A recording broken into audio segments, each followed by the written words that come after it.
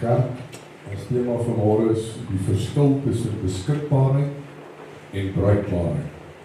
En ek wil hê saam met my lees in 2 Timoteus 2 vers 21, waar die woord van God vir ons sê, as iemand hom dan hiervan deeglik reinig, sal hy 'n voorwerp tot eer wees, geheilig en bruikbaar vir die Here, toeberei vir elke goeie werk.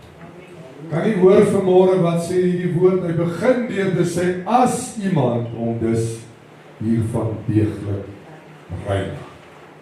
Eers dan, kerk, eers dan sal hy 'n voorwerp wees tot eer, geheilig en bruikbaar vir die Here. Amen. Toeberei vir elke goeie werk. Nou as ons vanmôre na die woord van God kyk, verskoon tog, en ons 'n belangrike verskil sien tussen beskikbaarheid en bruikbaarheid vir die Here. Nou beskikbaarheid beteken dat 'n mens bereid is om vir God te sê, hier is ek, Here. Soos Jesaja gesê, Here, hier is ek, stuur my. Waartoe U wil. Jesaja 6 vers 8 sê, daarop hoor ek die stem van die Here wat sê, wie sal ek stuur en wie sal vir ons gaan? Toe antwoord ek, hier is ek, stuur my. Hierdie woorde spreek van 'n gewillige hart wat oop is vir God se roeping en sy leiding. En ja, baie gelowiges is beskikbaar en stel hulle ook self beskikbaar. Maar die verskil is, die skrif leer ons ook dat beskikbaarheid alleen nie genoeg is nie. Want bruikbaarheid gaan 'n stap verder as beskikbaarheid. Dit verwys na 'n lewe wat nommer 1 deur God gevorm word, gereinig word, geheilig word en voorberei is om sy wil effektief uit te kan voer. Ons sien dit in ons teks vanmôre in 2 Timoteus 2:21 waar Paulus ons leer dat iemand wat hom van sonde en onreinheid reinig 'n voorwerp tot eer van God kan word, geheilig en bruikbaar vir die Here. En soos die skrif sê, toeberei vir elke goeie werk. Nou kom ons gebruik 'n voorbeeld vanmôre dat u kan verstaan wat is die verskil tussen beskikbaarheid en bruikbaarheid. Wie van u het nie 'n grasnyer by die huis? Almal het 'n grasnyer, né? Ons weet net nie almal hoe werk hy nie, né? Prys die Here. Maar in elk geval, elkeen van ons het 'n grasnyer by die huis. Die grasnyer staan daar gepak in die gras. Dit was nou 'n lekker winter, ons het nou nie nodig gehad om gras te sny nie. Maar nou wil ek vir u sê, die grasnyer is beskikbaar. Amen? Hy is daar. Is hy bruikbaar as hy nie lemme het nie? Is hy bruikbaar as hy so vrot vuil is, dat jy hom nie eens kan sien in die garage nie? Nee, hy is beskikbaar. Dis die verskil. Daar's baie kinders van die Here wat soos daai grasnyer beskikbaar staan in die garage. Hy kan hom nie gebruik nie. Want nommer 1, hy is nie skoon nie. Sy lemme is nie skerp gemaak nie. Hy het nie brandstof of olie in nie. Hy het nie eens 'n bak op nie. Dit is die verskil tussen beskikbaarheid en bruikbaarheid. Baie kinders van die Here, baie kinders van die Here, kerk, ek wil vir julle sê, die kerke sit vol mense wat hulle self beskikbaar stel, maar nie bruikbaar is vir die Here. En dit is waarna ons vanmôre gaan kyk. Net so kan elke gelowige 'n gewillige hart hê. Maar as daar ongehoorsaamheid of bitterheid of hoogmoed of kompromie met sonde is, beperk dit sy bruikbaarheid in God se hand. Amen. Dis waar. God is nie op soek na mense wat net sal sê, Here, hier is ek is beskikbaar tot eer van u werk nie. Hy soek mense wat sê, ek is bereid om deur u woord en u gees verander te word, sodat u my kan gebruik. Beskikbaarheid is natuurlik die eerste stap van oorgawe. Dit is wonderlik om te sê, ek stel myself beskikbaar tot God se werk. Maar dis nie waar dit behoort te bly nie. Want bruikbaarheid op sy beurt is die vrug van 'n geheiligde lewe. Wanneer 'n gelowige sy hart voortdurend aan God onderwerp, in gehoorsaamheid wandel en hom deur die Heilige Gees laat vorm, word hy nie net iemand wat vir God beskikbaar is, maar ook iemand wat werklik bruikbaar is vir die Here. Met ander woorde, hy word 'n instrument waardeur Christus se karakter sigbaar kan word. Waardeur God se koninkryk uitgebou kan word. God se vraag aan ons is nie net, is jy beskikbaar nie, maar ook, is jy bruikbaar? Kan ek jou gebruik? En God kan jou nie gebruik as jou lewe nie in orde is nie. Dan gaan dit weer sê. Dan gaan dit sê tot ek uit elke ene amen kry. God kan jou nie gebruik as jou lewe nie in orde is. Amen. Given, this is very important. I'm going to say it in English. God cannot use it if your life is not in order. Amen. So we've got work to do, church of God. God gebruik nie mense sodat sy lewe nie in orde is. Hy gebruik diegene wat nie net gewillig is om te gaan nie, soos Jesaja nie, maar ook wat bereid is om hulle lewe heilig te leef en deur God gevorm te word vir elke goeie werk. Ons teks van oordenking is 'n kragtige oproep tot elke kind van God vanmôre om 'n lewe van heiligheid en toewyding te leef. Met ander woorde, om nie net beskikbaar te wees nie, maar bruikbaar vir God te wees. God is op soek na mense om te gebruik. Jy weet wat sê die woord van God. Hy sê, die oes is groot, maar die arbeiders is min. Wat beteken dit? Daar's bitter baie werk daar buite, maar die arbeiders is min. Ek wil vir u sê vanmôre, as ek 10,000 hektaar geplant het en dit geoes word, kan ek dit nie alleen doen. Ek gee nie om hoeveel tyd jy in jou dag het. Jy gaan dit nie regkry. Die mense nodig om te help. Dit is wat die Here vir ons wil leer vanmôre. Die arbeiders is min. Paulus vergelyk gelowiges met voorwerpe soos vate in 'n groot huis. En ja, kerk, sommige word in vereerbare doeleindes gebruik, ander vir minder eerbare take. Daarom sê ek vir u, almal van ons kan nie pastore en evangeliste word nie. Almal kan nie leraars wees nie, maar elke een van ons het 'n plek waar God jou wil gebruik. Amen. Prys die Here.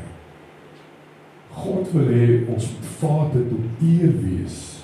Mense wat hy met vertroue kan gebruik. Dit beteken nie, God soek volmaakte mense nie, want daar is nie volmaakte mense. Maar hy soek mense wat bereid is om hulle self aan God oor te gee. Dis die verskil. Jy kan nie verwag dat God jou gaan gebruik as jy nie 'n totale oorgawe aan God gemaak het. Wanneer ons sê, God soek bruikbare instrumente, beteken dit dat God mense soek wat hy met vertroue kan gebruik om sy wil hier op aarde uit te voer.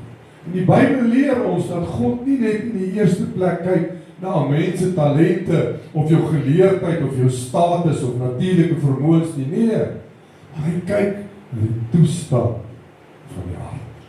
Dis waarna God op soek is. 'n Instrument het geen eie doel nie. Dit bestaan om deur die hand van die meester of die maker gebruik te word. En net so behoort elke gelowige aan God en is ons geroep om beskikbaar te wees vir sy leiding en bruikbaar te wees vir sy diens. Hoe mooi is dit? Ons behoort beskikbaar te wees vir God se leiding, bruikbaar tot diens van die Here. Timoteus sê vir ons, dat iemand wat hom van sonde reinig, geheilig en bruikbaar vir die Here toeberei vir elke goeie werk sal wees. Dit beteken dat God instrumente soek wat skoon, gehoorsaam, nederig en volkome aan hom toegewy is.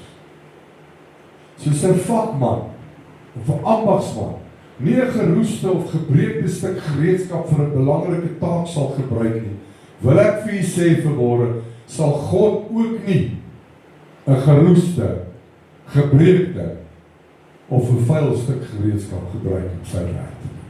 Amen. Sy kinders skoon wees. God gebruik mense wat ook luister wanneer hy praat, gehoorsaam is wanneer hy hulle stuur en getrou bly, selfs wanneer niemand kyk. En dan ook natuurlik volhard, al kom daar beproewings in die lewe.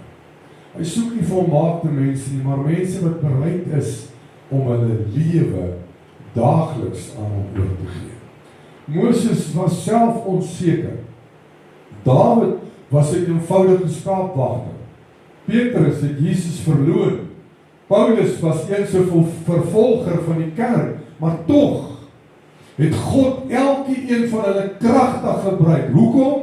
Want hy het hulle self bruikbaar gemaak vir God. Die dag toe Jesus Christus met daai weerligstraal, daai helder lig tot Paulus gepraat het, het hy onmiddellik 'n omkeer gehad. Daarom kon God hom gebruik. Want hy het homself aan God geonderwerp. Dit is waarna ons moet streef, om onsself te onderwerp aan God. Om 'n bruikbare instrument te wees, beteken dit daarom om jouself voortdurend in die meester se hand te plaas en toe te laat dat hy jou vorm, dat hy jou sluit, jou reinig en jou lei. Hoe meer ons aan Christus gelykvormig word, hoe meer kan God deur ons werk om ander te dien, die evangelie te verkondig, siele te bereik en sy koninkryk uit te brei. Kerk, wie weet vanmôre, dit is die doel van elkeen van ons lewens. Net so 'n stukkie interessantheid. Jy weet vanmôre dat Jerusalem en die Jode, die Israeliete is 'n volk wat God 'n sagte plek voor het. God het 'n vreeslike liefde vir die Israeliete. Hoekom? Nou kom ek vertel vir u. Reg in die begin het God gesê, hierdie is die volk, obviously omdat Jesus Christus uit hierdie volk gebore is, né? Het hy gesê, hierdie is die volk wat ek sal seën. Soveel so dat hierdie volk van my, moet uitgaan en die hele wêreld seën met die blessing wat ek vir hulle gee. Wat het hulle gedoen? Hulle het nie die Messias aanvaar. Hulle het nie vir Jesus aanvaar as hulle verlosser en saligmaker. Tot vandag toe nog wag hulle nog vir hulle Messias. Wat maak die Here toe?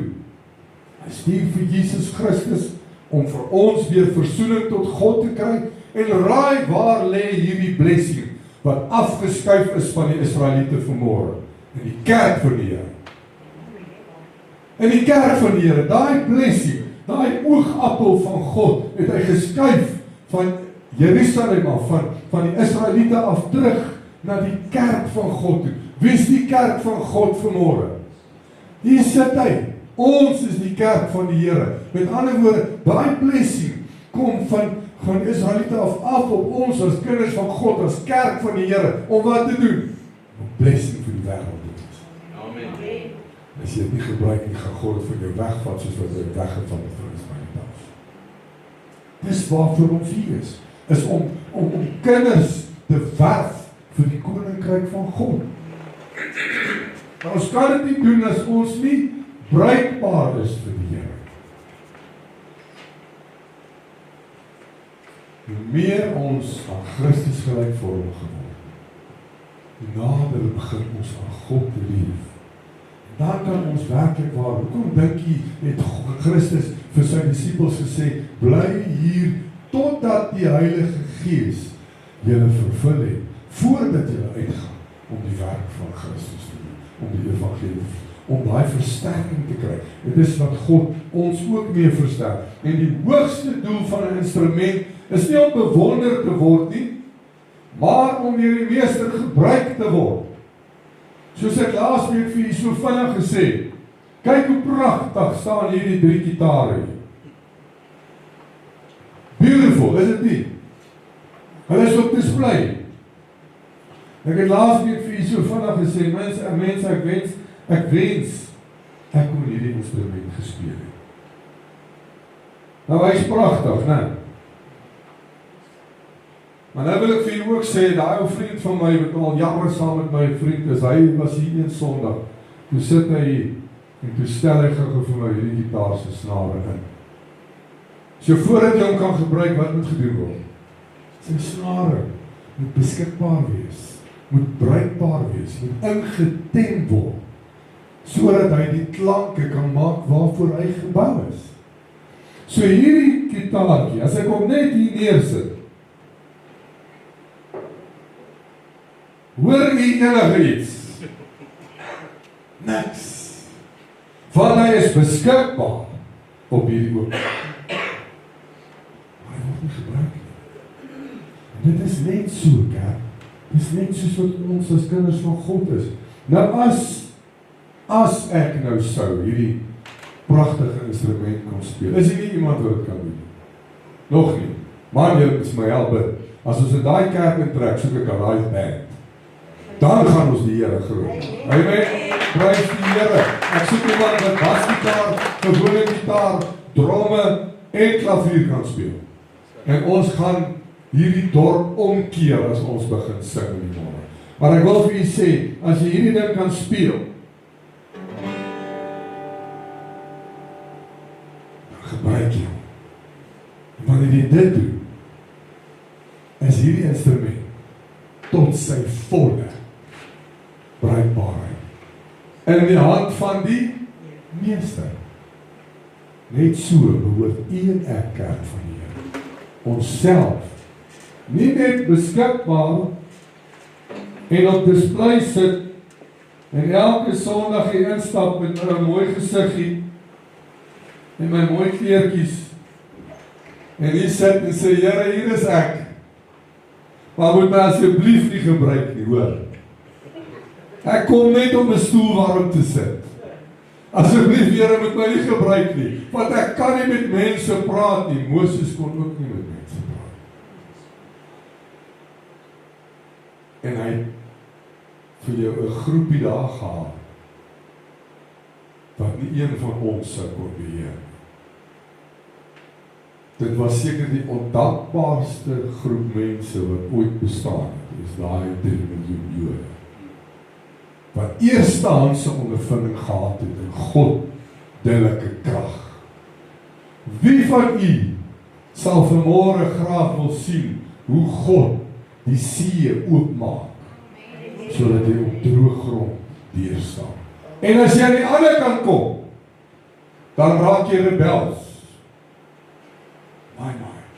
Ek dink as ons hierdie magtige krag van God voor ons oë kon sien, sou ek nie eens gewaag het om op te kyk in die hemel nie. Hier kom hulle, en hulle rebelleer teenoor God, elke keer, en elke keer kom God deur vir hulle. Hierdie ou gitaartjie kan op hierdie verhoog staan, niks beteken. Hierdie kerk is nou vir 3 jaar oop. En we staan nou vir 3 jaar daar op display. En word nie gebruik.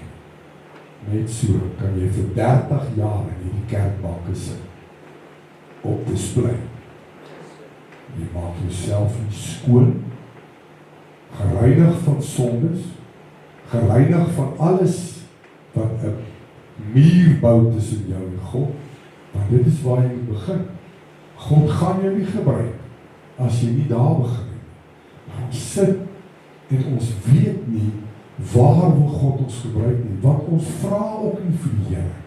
Here, waar wil U my gebruik nie? Ons kom nie by die punt uit dat ons sê, Here, nou leef ek ten volle vir die Here nie. Ek raak ontslaaf van alles wat tussen my en God staan. En nou weet ek, Here, ek staan skoon voor God en nou is ek bereikbaar vir die Here. Nou kan ek vir die Here sê, Here, gebruik my asseblief waar U wil. Nie waar ek wil nie, waar U wil. Ek wou nie hier gebruik geword het nie. En ek het geskot teen dit. Vir jare. Want ek was ook een van daai wat vir die Here gesê het, Here, ek is 'n myner, ek is nie 'n predikant nie. Ek is nie 'n predikant nie. Hier staan dit vandag. Omdat God my hier wil gebruik. Amen. Nie omdat ek hier wil staan nie. As ek kon kies, het ek ook daar gesit. Wie weet, vanmorgen is 'n opoffering om hier te staan. Maar ek doen dit met liefde, want ek kan nie genoeg doen vir God die Vader, vir dit wat hy vir my doen in die lewe. Amen. Dis lekker om vir die Here iets te doen. Net so lê die grootste eer van 'n gelowige nie daarin dat mense hom maar net raak sien nie, maar dat God hom waardig ag om 'n kanaal van sy genade en sy waarheid en liefde te wees. Daarom vra God aan elkeen van ons, is jy 'n instrument op display, of is jy 'n instrument wat ek kan gebruik? Paulus begin hierdie vers deur eerstens te sê, as iemand hom hiervan reinig. Die woord hiervan verwys natuurlik na die sondige invloede en verkeerde leringe waarvan Paulus in die voorafgaande verse praat. So wat Paulus hier vir ons probeer sê is dat ons moet afstand doen van sekere dinge in ons lewens voor ons regtig bruikbaar kan wees vir die Here. Dit het ons nou net genoem. Dinge soos sondige gewoontes, ons wêreldse begeertes, twis en vals lering, you name it. Alles wat jy weet, wat lynreg teen God se woord staan, hoort nie in die lewe van 'n kind van God nie. Met ander woorde, doen afstand van alles wat jou verhouding met God besoedel of benadeel. Alles. Noem dit en kry klaar daarmee. Reiniging begin met bekering en 'n daaglikse oorgawe.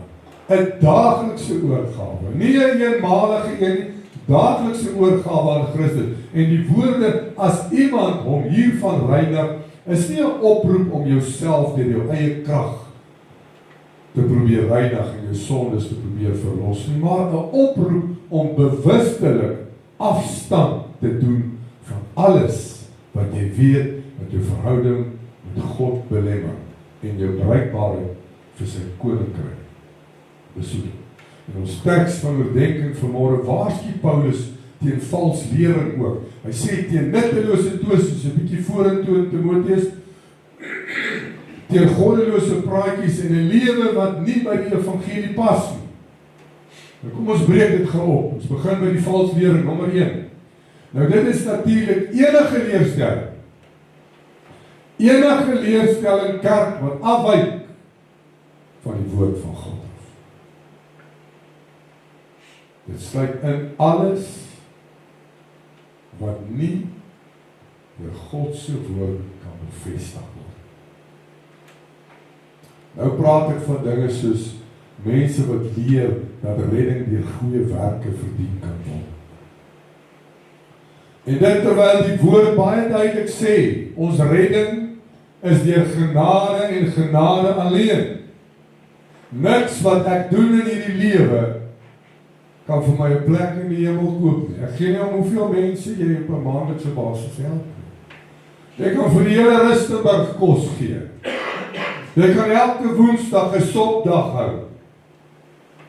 Jy kan tandepasta uitdeel. Jy kan seep uitdeel vir die hele Soweto. It's not going to buy you a place in heaven. Dit is nie hoe dit werk. Dit is goddelike genade alleen. Kerk, kom ons wees eerlik vanmôre. As dit nie in die woord staan nie, dan stel ek nie belang daaraan. Moenie na my toe kom en my kom stry oor iets as jy dit nie vir my hier kan uithaal en vir my kan wys. As dit nie hier staan nie, is dit 'n valse leer. Daarom kry jy kerke wat hierdie ding van transgenders en gay community sal promote. Wys vir my waar staan dit in die Bybel? Hier staan wel in die Bybel dat dit 'n gruwel in die oë van God is. Dit staan in die Bybel. Niks anders nie. So jy kan hierdie skrif probeer verdraai soos wat jy wil. Dit gaan nie werk nie. Want God se woord is ja en nee. Efesiërs 2 vers 8 en 9 sê, want uit genade is julle gered deur die geloof en dit nie uit julleself nie. Dit is die gawe van God, nie uit die werke nie, sodat niemand mag roem. Dink net bietjie as elkeen van ons uit ons eie werke uit vir ons 'n plek in die hemel kom. Hoeveel dik koppe sou hier rondgeloop? Kyk, want dis al ouens wat hulle self like, joh. Heerlikheid. Nou as jy ook vir jouself 'n plek in die hemel kon kry, dink net hoe sou dit dan gelyk het? Magtig, hy sou nie by die deur kon inkom, hy so groot sou die kop gewees. Want jy roem in jouself, daarom sê die Here, dit sal nie gebeur nie. Hoekom? Want dan gaan jy nie in jouself kan roem nie. Dit is soos dat Jesus nie die enigste weg na die Vader is, terwyl die woord baie duidelik leer, dat redding deur Christus Jesus alleen is. Johannes 14 vers 6, Jesus antwoord hom, ek is die weg en die waarheid en die lewe. Dan gaan hy verder en hy sê, niemand kom na die Vader behalwe deur my. Amen. Nou kom ons wees eerlik.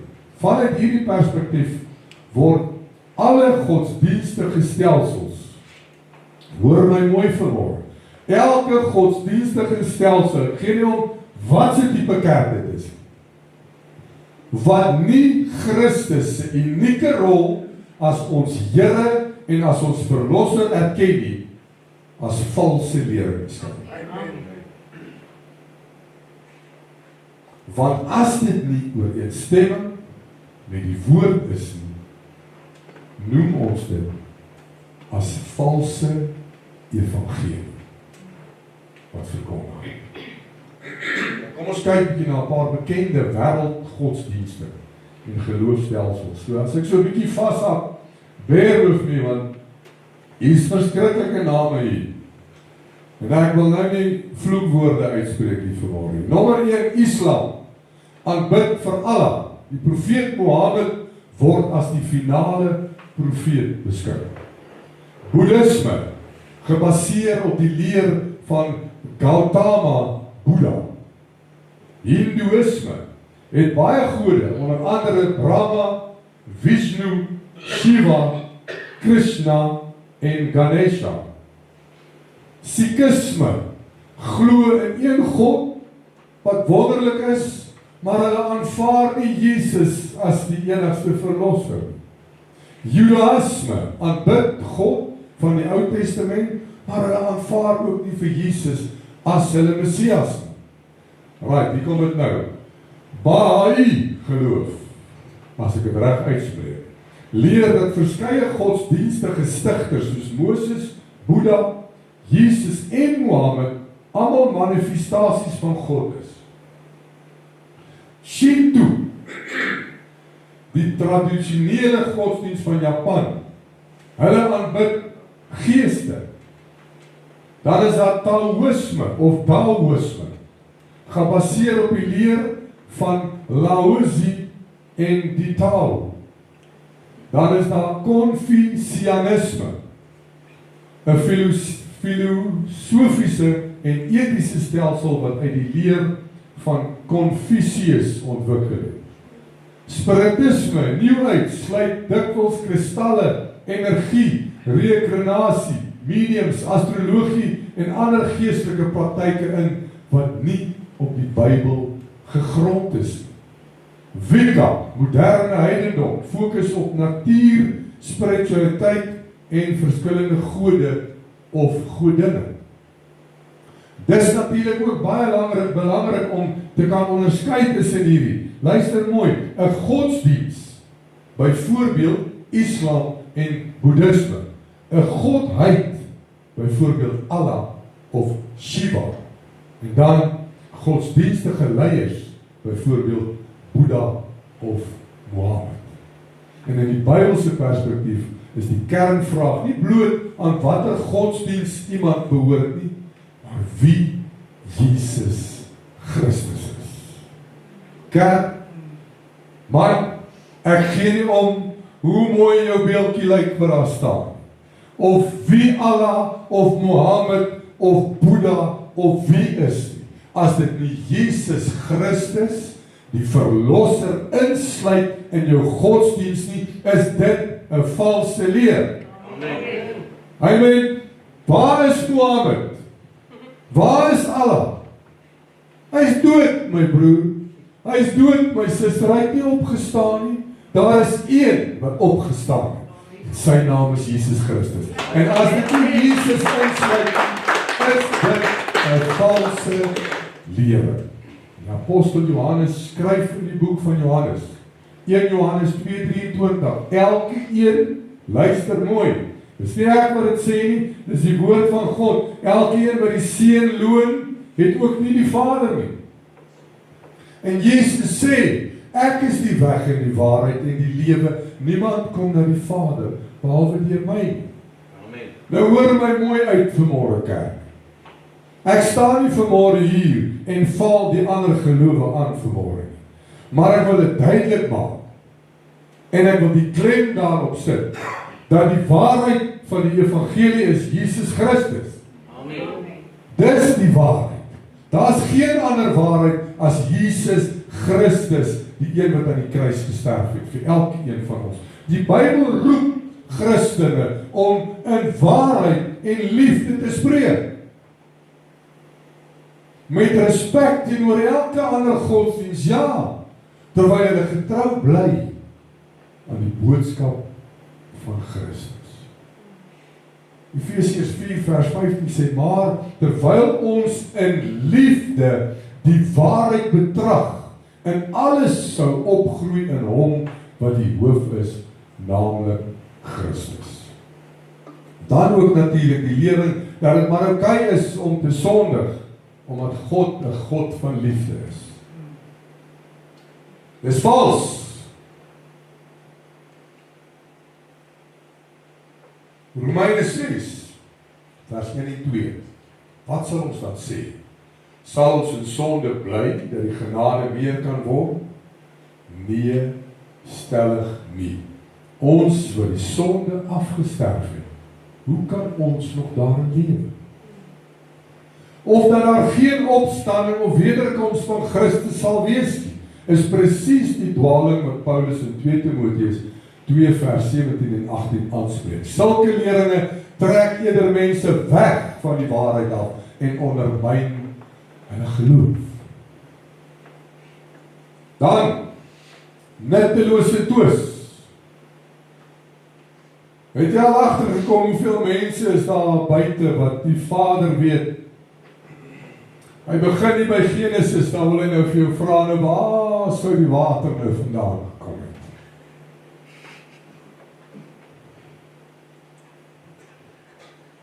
Regtig? Moet jy nie worry waar die water vandaan gekom het nie, man. Worry hoe jy in die hemel gaan kom. Los Openbaring en los Genesis en Exodus en kom by Matteus, Markus, Lukas en Johannes uit en begin weet wie het vir jou sondes gesterf aan die kruis en kom by God uit. Maar ons wil onsself besig hou met allerhande getwisvrae en maar hoe is dit dan? Waar was God gewees toe hy in die begin die aarde gemaak het, toe sy gees, waar het hierdie gees, man, wie is jy om dit te vra? Dis 'n godheid. Hy is nie gebonde aan tyd nie. Hy is ook nie gebonde aan jou liggaam wat jy aan gebonde is. Dit verwys na argumente wat nie geestelike groei kan bevorder nie, wat dit doen nie. Dit bevorder eerder verdeeldheid. Want jy is besig om vrae te vra wat iemand nie kan antwoord nie. En as daai persoon se geloof nie sterk genoeg is nie, gaan hy afdwaal van die pad af. Net soos wat jy van die pad af is. Dit sluit eindelose debatte oor onbelangrike sake. Rissies oor persoonlike voorkeure, argumente oor woorde eerder as die waarheid en geskille wat daarop gemik is om 'n argument te wen eerder as om mense nader aan Christus te bring. Paulus sê dat sulke twis die hoorders net skade doen. Timoteus 2:14 herinner aan hierdie dinge en betuig voor die Here dat hulle geen woordestryd moet voer wat tot geen nut is nie, maar net tot ondergang van die hoorders. Goddelike praatjies is enige woorde, as jy vir goddelose praatjies, is enige woorde wat nie God eer nie. Dit sluit in skinder, laster, vuil taal, leuns, vulgêre grappies, hoogmoedige spraak, negatiewe en afbrekende woorde, vloek, onheilige gesprekke en die verspreiding van gerugte. Nou is nie sulke mense in hierdie gemeente. Hulle is daar in Pretoria Noord. Nie hier nie. En my suster kom van Pretoria Noord af, dink ek vir my. Kyk, kom ons probeer brakpan weer. Brakpan. Nee? Want ons is mos heilig. Ons vertel nie vuil grappies nie. Nee, kyk. Alles wat uit hierdie mond uitgaan, as dit nie God verheerlik nie, hoor dit nie oor jou lippe. En moenie vir my sê, maar pastoor, bliksem staan dan in die Bybel nie. Hy word anders gebruik as die ding. Dis die verskil. Wat die uitkom, if he does not honor God, it won't be in jou lewe. Dit beteken ek het myself nog nie oorgegee in totaliteit in God nie. Maar ek wil hê die Here moet my gebruik. Hoe? Nee, kan. Paulus sê dat sulke praatjies mense al hoe verder in goddeloosheid laat verval. Jesus het ook geleer dat uit die oorvloed van die hart die mond praat. En daarom openbaar ons woorde die toestand van ons hart. Nommer 4, 'n lewe wat nie by die evangelie pas. Daarmee sukkel ons nog baie. Wanneer iemand bely dat hy Christus volg, maar hy leef op 'n manier wat die evangelie totaal en al weerspreek. Hierdie is natuurlik altyd sigbaar in oneerlikheid, bedrog, seksuele onsedelikheid, onvergewensgesindheid, hebsug, liefdeloosheid, hoogmoed, dronkenskap, woede-uitbarstings, korrupsie, dubbele standaarde of kompromie in die wêreld se waardes. Dis ook wanneer 'n mens op 'n Sondag God aanbid, maar hierdie week leef jy asof Christus geen invloed op jou besluite, jou woorde of jou optrede het. Die evangelie roep ons nie net om anders te glo nie, maar ook om anders te leef. Dis waarvoor God ons geroep het. Nie net om te glo nie, om te leef dit wat jy glo. Daarom sê Paulus in Titus 2:10 dat gelowiges deur hulle lewe die leer van God ons verlosser in alles moet voorsien. En die kern van Paulus se boodskap hier is dat hierdie dinge nie net ons eie geestelike lewe benadeel nie, maar ook ons bruikbaarheid vir God beperk. Daarom roep hy gelowiges om hulle daarvan te reinig, sodat hulle voorwerpe tot eer van God kan wees, geheilig en bruikbaar vir die Here kan wees. Kerk, kom ons wees eerlik vanmôre. Is dit nie logies? As ek nou hierdie ou asblik daar in Plastic Land, of wat is daai plekke wat alles verkoop wat plastic is dit Plastic Land? Is dit nie? Daar sê ek het reg geraai. Nou as ek nou hierdie ou asblik daar by Plastic Land kry, hy staan nou al vir 6 maande daar agter op die rand. Hy is vrotvuil van die stof. Gaan jy net so in jou huis neersit? Nee, wat gaan jy doen? Ek gaan eers skoonmaak. Ek gaan eers skoonmaak voor jou gebruik. Hoekom? Dis wie ons is, dis wat ons behoort te doen. Daarom, die Here wil ook eers vir jou skoonmaak voor jou gebruik. Maar as hierdie asblik in jou voete gehad het, soos wat jy het, en ek wil hom skoonmaak en hy hardloop weg vir my, dan kry hy hom nie gevang nie. Hoe gaan ek hom gebruik? Hoe gaan ek hom skoonmaak om hom te kan gebruik? Ek gaan nie kan nie. So hou hom weg hardloop. En staan stil dat die Here jou kan skoonmaak. Nie halfpad nie. Nie soos die hond nie. Die hond is skaars onder die water en hardloop hy al uit, want hy wil nie gebad word nie. Dis nie lekker nie. Dis partymal ook nie lekker vir ons as kinders van die Here nie, om te staan dat die Here skoonmaak, en ons partymal seer. Maar as dinge waarin ons vas wil hou, ek wil kies wat die Here moet skoonmaak. Here, was net my rug asseblief, nie hiervoor. Nee, dit word nie so nie. God soek mense wie se leer suiwer is, wie se woorde opbouend is, wie se verhoudings vrede bevorder, en wie se lewens die waarheid van die evangelie bevestig.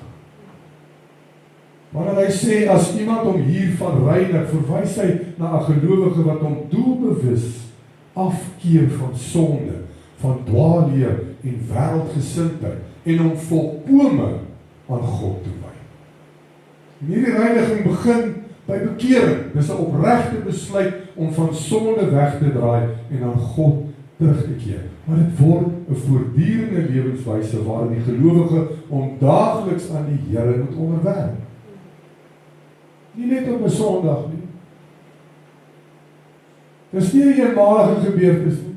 Dis 'n proses van heiligmaking waarin die Heilige Gees deur die woord van God ons denke, ons begeertes en ons optredes verander. Ons kan onsself nie deur eie verdienste rein maak nie. Slegs die bloed van Jesus Christus reinig vir ons van alle sonde. Tog vra God van ons om saam te werk met die werk van die Heilige Gees. Nie teen die Gees te werk. Deur jou sondes te bely. Verkeerde invloede te vermy. Gehoorsaam aan sy woord te leef en alles af te lê wat ons geestelike groei verhinder. Verkeerde invloede te vermy. As jy 'n nar het by die werk wat elke dag 'n nuwe vuil grappie het om te vertel, moenie by hom staan nie. Vermy hom. Gaan drink jou koffie onder 'n boom iewers. Jy is nie beter as hy nie. Jy wil nie jouself meng met mense wat jou in 'n verkeerde lig plaas. Want môre oormôre begin jy saam te lag en saam te praat, en dit is nie goddelike praatjies, dit is goddelose praatjies waarteen die Here ons waarsku. As ek elke oggend 'n ou liewe vuil grappie het, gaan God my gebruik tot eer van sy koninkryk? Nee, dit gaan nie. Kerk, soos jy eers jou gereedskap in orde kry voordat jy dit vir 'n belangrike taak gebruik, so verwag die Here ook dat sy kinders geestelik rein moet wees, sodat hulle geskikte instrumente in die hande van die Maker kan wees. Die belofte van hierdie vers is wonderlik wanneer 'n gelowige hom laat reinig en afsonder vir God. Word hy 'n voorwerp tot eer, geheilig en bruikbaar vir die Here. Toeberei vir elke goeie werk. En die fokus val dis nie net op waarvan ons wegdraai nie, maar veral op dit waarvoor God ons voorberei.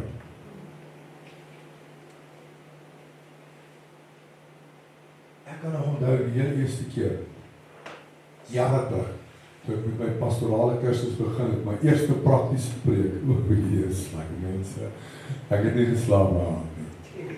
Ek het vir my gestres. Ken jy wat is stres? Nou ons het 'n pastoor gehad wat kon preek. Daai ou het vir jou aan die brand gepreek. En nou moet ek kom, agter sy podium inklim, en 'n boodskap bring, wat warm genoeg is, vir die mense wat elke Sondag gewoond is aan sy preek. My bek was so droog, dat ek kon nie praat nie. Ek het soos 'n vis op droog grond gestaan agter die kant. En ek sit in daai bank, en ek weet, hy gaan my nou enige oomblik roep. En hy sê, hierdie gemeente, ons gaan vir broer Chris vra, om sy eerste practical preaching te doen. Mense, ek staan daar op. Ek weet nie, hoe het ek dit gedoen. Maar toe ek agter daai kant so instap, was my synewys klaar. Want ek weet, die mense wat hier sit, is nie 'n klomp dommetjies. Dis die ouens wat die woord van God ken. Dis mense wat verstaan. Dis mense wat 'n honger en 'n dors het vir die woord van God. Jy kan nie hier kom staan en 'n klomp babbels kom haal. Nee. En toe ek daar wegtrek, dank die Here vir die Gees van God. Dank die Here vir die Gees van God. Nou kyk, maar ek moet vir u sê, voor daai oomblik was ek klaar gestres gewees. Hoekom? Want ek het gedink, ek gaan hierdie in my eie moet doen. Ek het nie gedink dat die oomblik wanneer ek myself tot God beskikbaar en bruikbaar stel, gaan die Gees kom en die werk begin doen. Toe is dit soveel makliker. Ek moet vir u sê, toe gaan die droogheid in die mond uit sommer weg. En ek begin vloei, en ek begin dit wat ek voorberei tot die kerk bedien, en na die tyd het die mense gesê, baie dankie vir die kragtige boodskap. Want dit ek omtrent sien 2 weke se slaap nodig na. En daar het ek besef, en vir myself gesê, nee, hierdie is nie vir my nie. Ek gaan nie hierdie kan doen. Ek gaan nie elke Saterdag aand nie slaap en myself wakker lê en wonder oor as ek nou net iets verkeerd gaan sê. En toe kom die Here en hy berei jou voor. Jy weet vanmôre, God kom nie en hy drop jou in die middel van nêrens en hy sê, nou moet jy maar aangaan. Nee, die Here begin stelselmatig met sy voorbereiding. Maar ek wil ook vir u sê, wanneer God jou klaar voorberei en hy voel, jy is nou reg om gebruik te word, dan moet jy opstaan en stap in die spore en die voete wat God vir jou uitgelê het. Moenie sê, moenie wag nie, kerk. Ek het vir 2 jaar geskop teen hierdie. Tot die dag wat die Here nou vir my baie duidelik begin hart, want hy kan met jou hart ook praat, hoor. Glo vir my. Hy is 'n God van liefde, maar hy kan hard begin praat as jy nie wil hoor nie. Maar ja, prys die Here. Die fokus val nie net op dit waarvan ons wegdraai, maar veral op dit waarvoor God ons voorberei. Elke stap van gehoorsaamheid, elke sonde wat ons laat vaar, elke besluit om Jesus te volg, maak ons meer bruikbaar in die hand van die Meester. Reiniging is daarom nie 'n doel op sigself nie. Dit is 'n pad waarlangs God sy kinders vorm om instrumente van eer tot hom te kan wees. En sy liefde, sy waarheid en sy krag aan die wêreld te kan openbaar. En daar gaan Paulus verder en hy sê, sal jy geheilig wees. Wat bedoel Paulus met geheilig? Om geheilig te wees beteken om afgesonder vir God te wees.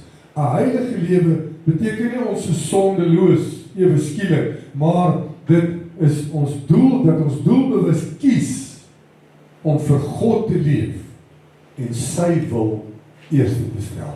Met ander woorde, bo my wil stel ek God se wil. Heiligheid vir die Here beteken is nodig om deur God afgesonder te wees en doelbewus vir hom alleen te leef. Die woord heilig beteken letterlik hier om afgesonder vir God te leef of op sy gesit vir 'n besondere doel. Toe God Israel geroep het, het hy gesê, wees heilig, want ek is heilig. 1 Petrus 1 vers 15 en 16. Maar soos hy, wat julle geroep het, heilig is, moet julle ook in julle lewenswandel heilig word, omdat daar geskrywe is, wees heilig, want ek is heilig. Nou dink ek aan jare terug ook daai selfde pastoor van ons. Hierso word nou gesê doelbewus te leef. God eerstens die heiligheid beteken dat God afgesonder te wees, doelbewus vir hom alleen te leef. Die woord heilig beteken letterlik afgesonder of op sy gesit vir 'n besondere doel. Wie van u, veral die ou mense, het nog daai laanie eetstel met die prentjies op, wat daar bo in die kas geberg word? Hy word nooit gebruik nie. Al wat hy gebruik word is wanneer daar special mense kom kyk.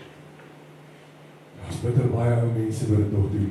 Maar of daar's 'n eetstel wat net uitgehaal word as daar belangrike kuiermense kom. Hoekom?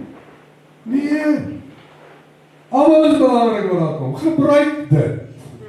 Dis waarvoor dit daar is.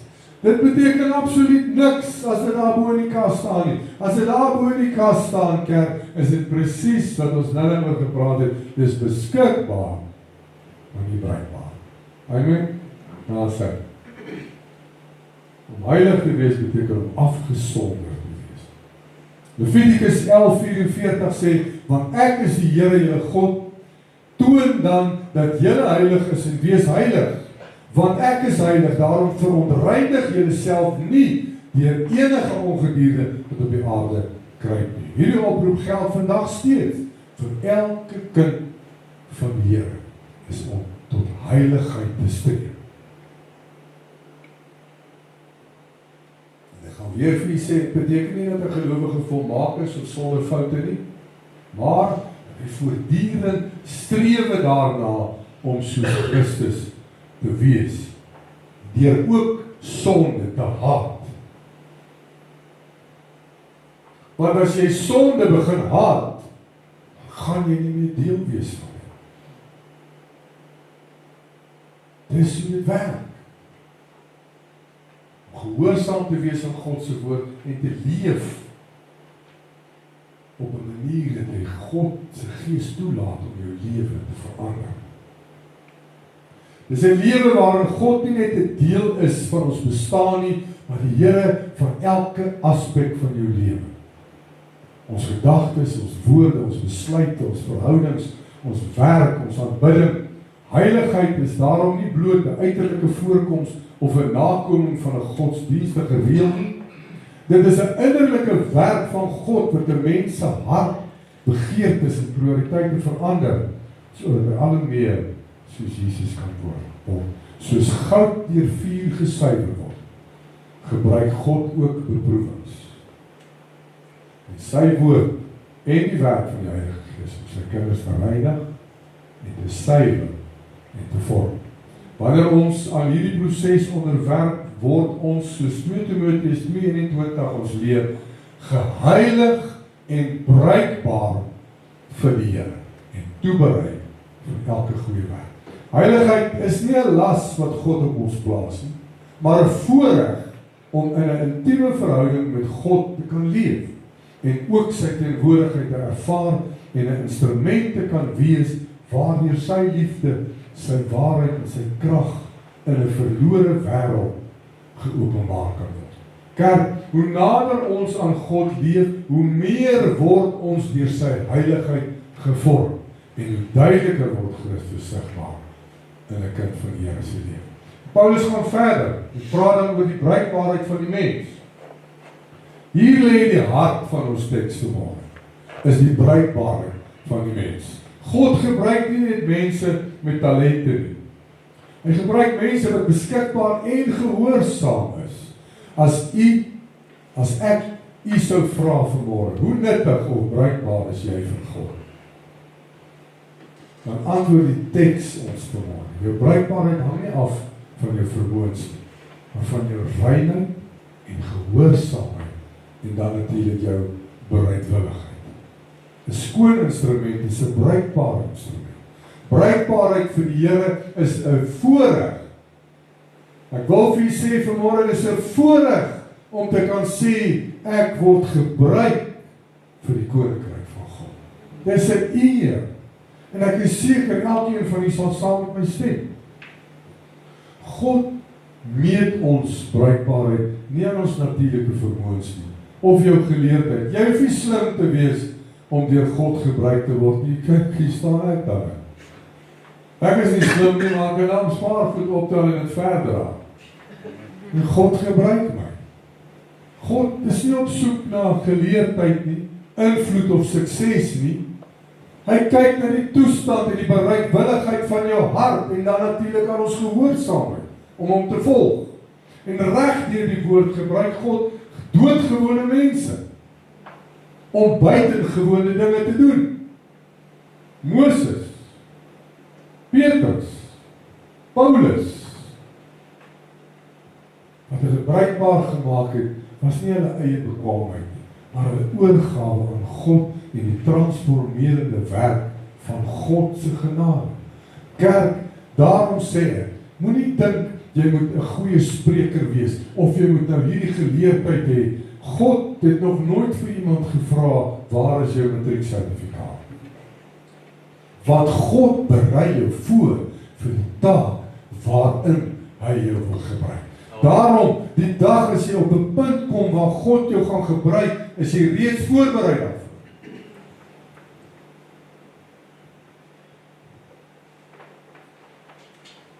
Bruikbaarheid is daarom die vrug van 'n lewe wat in 'n intieme verhouding met God leef, deur sy woord gevorm word en deur die Heilige Gees gelei word. Volgens ons teks van oordeenking word 'n gelowige geheilig en bruikbaar vir die Here, toeberei vir elke goeie werk wanneer hy hom van sonde reinig en hom natuurlik volkome aan God toewy. En soos ek vroeër genoem het, soos jy jou gereedskap versorg en skoon hou omdat jy daarop staat maak, so wil God hê dat sy kinders rein, getrou en gehoorsaam moet leef, sodat hy hulle met vertroue kan gebruik en ook op hulle kan staat maak. Soos daardie grasnyer, as hy beskadig, vuil of verwaarloos is, nie sy doel kan vervul voordat hy herstel en mooi skoongemaak is nie, net so belemmer hierdie vuilheid, hierdie ongehoorsaamheid en hoogmoed, bitterheid en selfgerigheid en kompromie met sonde ons bruikbaarheid in God se koninkryk. Bruikbaarheid beteken ook om getrou te wees in klein dinge. Want God vertrou dikwels groter verantwoordelikhede toe aan die wat getrou is met wat reeds aan hulle toevertrou is. Kerk is baie belangrik. Moenie verwag dat God jou met meer moet vertrou as hy jou nie eens kan vertrou met dit wat hy nou in hande gegee het. Ons kan nie dit van God verwag. Ek gaan ons nou nie vir u vra, bere hierdie 10.000 rand vir my, en môre kom ek daar en as al net 100 rand oor. Nou dink jy, ek gaan nou volgende keer 20.000 rand by jou los. Nee, want ek kon jou nie vertrou met daai 10.000 rand. Dis hoe God ook werk. Ons kan nie verwag dat God ons enigstens vertrou met enigstens meer, as hy nie eens kan vertrou met dit wat jy het nie. Bruikbare gelowige is iemand wat beskikbaar is wanneer God hom roep, gehoorsaam is wanneer hy spreek en nederig bly wanneer God hom seën. Dis bitter belangrik. Dis bitter belangrik om nederig te bly. Maak nie saak hoe God jou seën kan. Bly nederig en natuurlik om hom te volhard wanneer die beproewings kom. Moenie tou opgooi, moenie moed opgee. Sulke mense soek nie hulle eie eer. maar hulle leef sodat Christus deur hulle lewe kan verheerlik word. Die doel van ons lewe is nie bloot om gered te wees nie, maar ook om as 'n instrument in die hand van God te wees, om gebruik te word tot eer en verheerliking van sy koninkryk, om hoop te bring en die evangelie te verkondig, ander te dien en die vrug van die Gees in elke situasie te kan uitleef. Ware bruikbaarheid word nie gemeet aan hoeveel mense ons kan ken of hoeveel ons bereik het in hierdie lewe nie, maar eerder aan hoeveel ruimte ons aan God gee om deur ons te kan werk. Hoe nader ons aan Christus leef, hoe meer word ons karakter gevorm, hoe groter word die invloed vir God se koninkryk. En hoe meer word ons lewens 'n getuienis van goddelike genade. Daarom, die grootste eer wat enige gelowige kan ontvang, is om aan die einde van sy lewensreis te hoor, mooi so, goeie en getroue dienste. Daarom is bruikbaarheid vir die Here nie bloot 'n taak wat ons verrig nie, maar 'n lewe wat volkome aan hom behoort en waardeur sy krag en liefde sigbaar word in die wêreld wat hom dringend nodig het. En Paulus sluit hierdie gedeelte met die woorde toeberei vir elke goeie werk. God berei sy kinders voor vir die werk wat hy verlê. En wanneer ons in gehoorsaamheid leef, gee God vir ons daai nodige wysheid. God maak vir jou die deure oop wat moet oopgemaak word. Vertrou hy ons met groter verantwoordelikhede en gebruik hy ons om ander ook te seën of 'n seën vir ander te wees. Vra jouself vanmôre die volgende vraag: is daar iets wat my bruikbaarheid vir God belemmer vanmôre? Is daar een of ander sonde waarvan ek nog nie weggedraai het? Is ek werklik beskikbaar wanneer God my sou wou gebruik? Leef ek my lewe sodat God my sal kan vertrou met sy werk? Kerk, God soek bruikbare mense. En reinheid bring bruikbaarheid. Waar heiligheid afsondering is vir God. God berei sy kinders voor vir elke goeie werk. Die woorde toeberei vir elke goeie werk beteken dat God nie net sy kinders red om eendag hemel toe te gaan nie, maar ook om hulle voor te berei, om reeds hier op aarde tot sy eer te leef en sy koninkryk uit te bou. Die woord toeberei dui op iemand wat toegerus, toegevorm, geoefen en gereed gemaak is vir 'n spesifieke doel. Soos 'n soldaat opgelei word voordat hy na die slagveld gestuur word, of voordat hy die slagveld betree, of soos 'n vakman sy gereedskap voorberei voordat die werk begin. Berei God sy kinders deur sy woord, die Heilige Gees, gebed en beproewings en lewenservarings voor vir die taak wat hy vir elke een van hulle bestem. Geen ervaring in die lewe is vir God nutteloos. Selfs die moeilikste tye gebruik hy om karakter, geloof, volharding, wysheid en afhanklikheid te vorm in elke een van ons. Die goeie werke waarvan Paulus hier praat, is nie werke waardeur ons redding verdien nie, maar die vrug van 'n lewe wat reeds deur genade gered is. Efesiërs 2 vers 4 bevestig dit. Want ons is sy maaksel, geskape in Christus Jesus tot goeie werke wat God voorberei, sodat ons daarin kan wandel. En hierdie goeie werke sluit in om die evangelie van Christus te verkondig, die behoeftiges te help en siekes te besoek, die bedroefdes te vertroos, die waarheid te verdedig, ander gelowiges op te bou, ons gawes in diens van die gemeente te gebruik, ons werk eerlik en met uitnemendheid te verrig, en ons gesinne volgens God se beginsels te lei. En ook in elke omstandigheid die liefde en die karakter van Christus uit te leef. Om toeberei vir elke goeie werk te wees beteken dat 'n gelowige nie wag totdat hy eendag gereed voel nie, maar dat hy hom daagliks aan God onderwerp sodat die Here hom kan gebruik wanneer die geleentheid sou kom. God berei sy kinders voordat hy hulle uitstuur. Hy vorm hulle in 'n stilte voordat hy hulle in openbaar gaan gebruik. Hy werk eers aan die mens voordat hy deur die mens werk. Hoor hoe mooi is hier.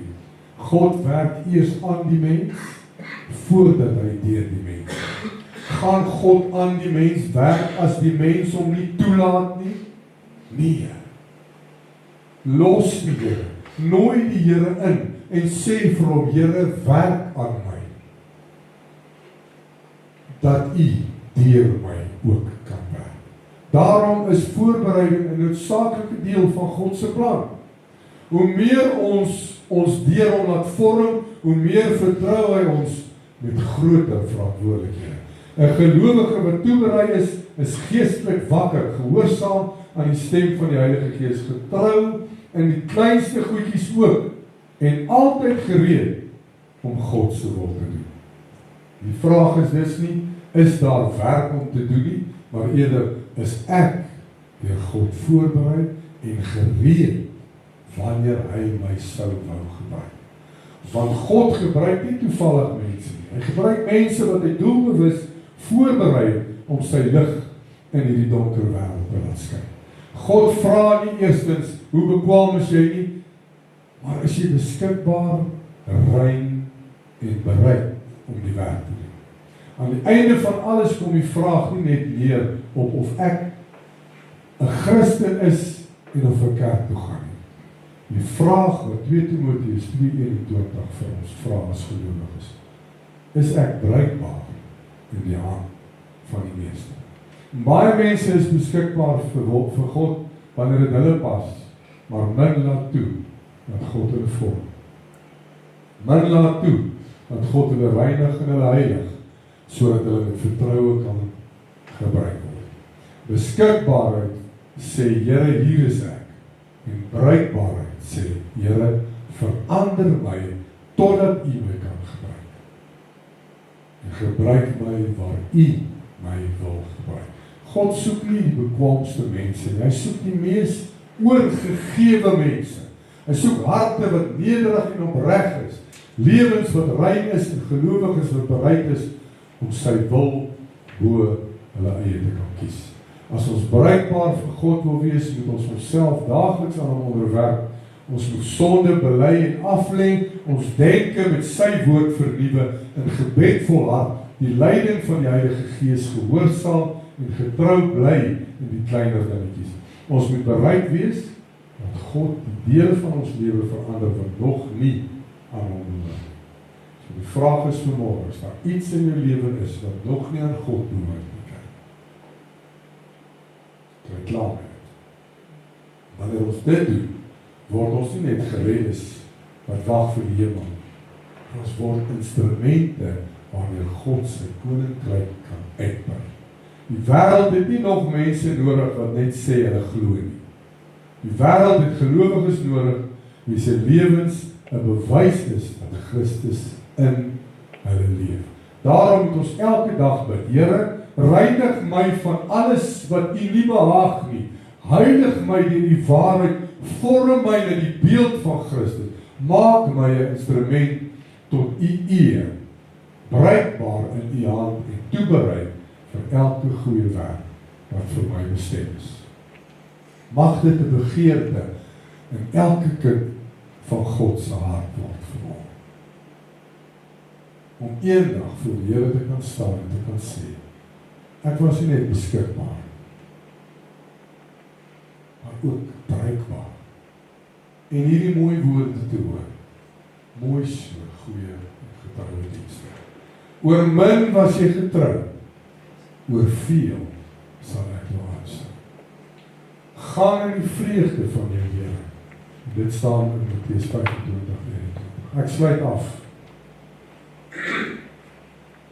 Dit is die grootste eer wat enige mens ooit kan ontvang. Leef daarom so dat jou lewe nie net jou redding getuig, maar ook jou bruikbaarheid vir die koning van die konings. Laat jou grootste begeerte nie net meer wees om deur mense onthou te word die dag as jy nie meer daar is, maar eerder om deur God gebruik te kan word. Want 'n lewe wat in die hand van die Meester is 'n lewe wat ewige waarde het. God vra nie hoe groot is jou vermoë nie. Hy vra hoe oorgegee is jou hart vir hom.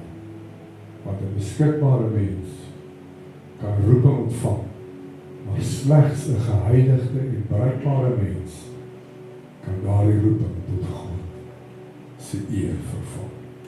Kom ons sluit af. Hemelse Vader, wat 'n voorreg is dit nie vanmôre om hierdie kragtige woord te ontvang. En ons besef vanmôre en min dink ons dalk hieraan. Dat ja, ek is beskikbaar. Ons sê dit selfs in die gemeente, 'n pastoor, ek is beskikbaar as julle my nodig het. Maar staan ek regtig vanmôre rein en skoon voor God, sodat hy my kan gebruik? Dis die vraag wat ek myself moet vra vanmôre. Want ons hoor vanmôre en ons weet vanmôre, Here, dat U ons nie sal gebruik. Nommer 1, as ons onsself nie beskikbaar en bruikbaar stel voor God nie. Maar ook wanneer ons steeds die dinge in ons lewe het wat God nie behaag nie, gaan God ons nie gebruik nie. Want die Here wil iemand gebruik wat hy kan vertrou met sy werk. Want as ons dink of praat oor die werk van God, is dit 'n bitter belangrike werk om te doen. Ons weet ook vanmôre, Here, dat wanneer ons tot die mens uitreik en ons lewe wys nie die heiligheid van God nie, is dit so bitter maklik om hierdie mense verder van God af weg te dryf, as om hulle nader te trek. Ek kan nie vanmôre hier staan en sê, kom na die Here toe, maar almal ken my as iemand wat self nie leef vir die Here nie. Daarom moet ek nommer 1 eers 'n voorbeeld wees, en in gees en in waarheid voor God kan staan. Sê, Here, gebruik my, want dis wanneer U gaan kom en vir my die nodige leiding en inspirasie en wysheid en insig sal gee om uit te gaan en te gaan werf vir die koninkryk van God. Dankie dat ons vanmôre kan hoor, dis nie net die pastoor se rol nie. Dis nie net die evangelis se rol, of die leraar, of die dominee, of Christus, of die apostels, die disippels van Jesus se werk nie. Nee. Ja, hulle is gestuur om disippels te gaan maak van alle nasies. Help ons dan vanmôre, my Here, om nie net beskikbaar voor God te wees, maar ook bruikbaar. En ek bid vanmôre vir elke een wat nog nie sy roeping van God ontvang het, om huis toe te gaan skoonmaak, die gees van God toe te laat, om weg te vat, alles wat nie daar hoort nie, en op jou knieë te gaan en te sê, Here, hier is ek vanmôre, ek bely, 1, 2 en 3, ek is vanmôre skoon, en ek het als voor my God se voete neergelê. Ek het vanmôre skoon gekom voor U, my God, en daarom vra ek U vanmôre, gebruik my, Here, en as daar nog enige iets is, wat in die pad staan, dat God my kan gebruik, bid ek dat die Heilige Gees dit vanmôre uitwys in elke hart, in die naam van Jesus. Ek bid nou dat die vyand nie nou ons doof sal maak, vir dit wat die Gees sê nie, dat ons vanmôre sal hoor wat die Here vir ons sê, en sal doen wat God van ons verwag, sodat ons ook voor God kan staan, bruikbaar voor God, om in die koninkryk van God 'n verskil te kan maak. Dis die doel wat ons is vanmôre. Ek is nie net hier om in 'n kerk te sit en 'n stoel warm te hou nie. Nee. Ons is hier om te werf vir die koninkryk van die lewende God. Help ons, Here, dat ons niemand mis daar buite nie.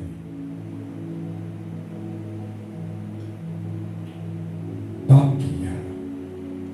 Dankie vir die woord, dankie vir die boodskap wat vanmôre kon uitgaan en tot elke hart kon spreek.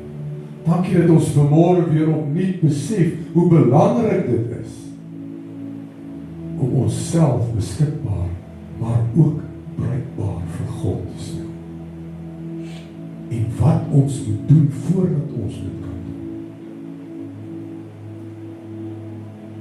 Dankie dat ons vanmôre hierdie begeerte, Here, ek het hierdie begeerte in my hart en ek bid dat elke een van ons gemeente hierdie begeerte sal in hulle harte kry om uit te gaan in die wêreld en die veld aan die brand te steek vir Jesus. Ek bid vanmôre vir elke verlore siel. Ek bid vanmôre vir elkeen wat nog nie sy hart vir die Here gegee het nie, dat die kerke sal begin oorloop van mense wat terugkom na Christus toe. Ek bid, Here, dat elke baar leeg sal staan en dat die Gees van God sal manifesteer in mense se lewens, dat as hulle verby hierdie kerk loop in daai Heinstraat, dat die krag van God hulle sal roep, dat hulle Sondag hier sal instroom met die begeerte om terug te keer na God. Ek bid oor die mooi noord. Ek bid vir die dorp mooi noord, in Jesus naam. Roep ek vanmôre mense terug na God. Terwyl die Here met sy arms oop staan, soos daardie pa wat gewag het vir sy verlore seun, en hom met oop arms ontvang het, bid ek, Here, dat elke een sal hardloop na die oop arms van ons Vader, wat sy oë vol genade is en sy hart vol liefde. Ek bid dat hierdie woord vanmôre sal uitgaan en mense bruikbaar maak vir die koninkryk van God. Seën elke een wat vanmôre gehoor het en bære hierdie woord in ons harte vanmôre, Here. Mag U Gees die naprediker wees van hierdie woord. En ek bid oor hierdie gehoor vanmôre. En ek dank U, ek loof U en ek prys U so in my genade daarvoor. Amen.